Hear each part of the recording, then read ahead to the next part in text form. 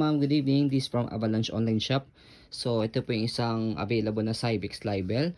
So, same po siya dun sa isa na like new condition. So, kaya 10.99 yun, ma'am. But this one is close to like new. Kaya meron lang silang konting difference ng price. Okay, pero same po ito. Wala siyang faded, wala siyang discoloration. Already washed and ready to use na. Okay, so ito po yung ganyang canopy. Ayan. So, black na black siya. Sa handle, ayan, wala namang siyang tear. Ayan. And then sa kanyang pinaka sitting position, ayan, pagka naka sitting position siya, okay, adjustable po to for semi-reclined for 6 months old up to 22 kg. And so harness pad, belt lock, wala po yung putol.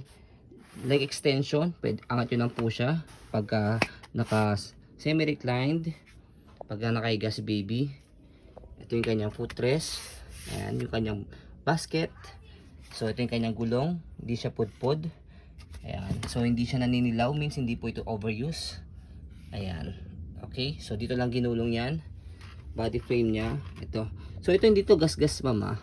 Okay, itong part na to, hindi siya gas-gas. I think sa ano po ito, sa pandikit, yung tape, ganun. Okay, so yan.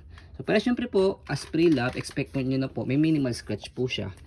Pagka wala po siya scratch, syempre po, brand new po yan. So yung likod ng gulong, ayan, okay na okay yung kanyang gulong, hindi rin siya naninilaw. Body frame, but this is minimal scratch only. Sa kabilang side, wala naman. Ayan. Okay, so ayan, very detailed po kami mag video, kasi alam po namin mahirap po bumili sa online. Ito, this one, scratch po ito, minimal scratch. Ayan, hindi rin siya naninilaw yung kabilang gulong.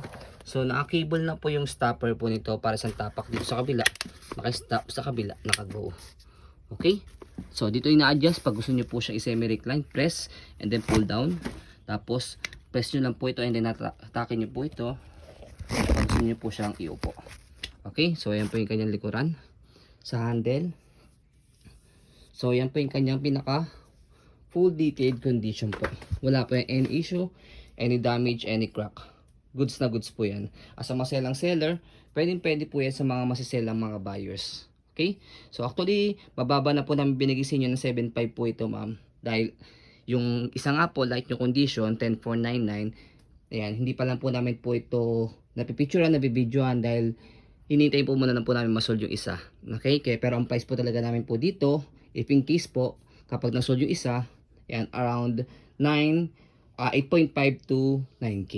Okay, kasi mabili po sa amin yung gento, sa kabihira kami magkaroon ng gentong pocket stroller. In demand siya para sa amin po. So ayan, ma'am, thank you so much po and God bless.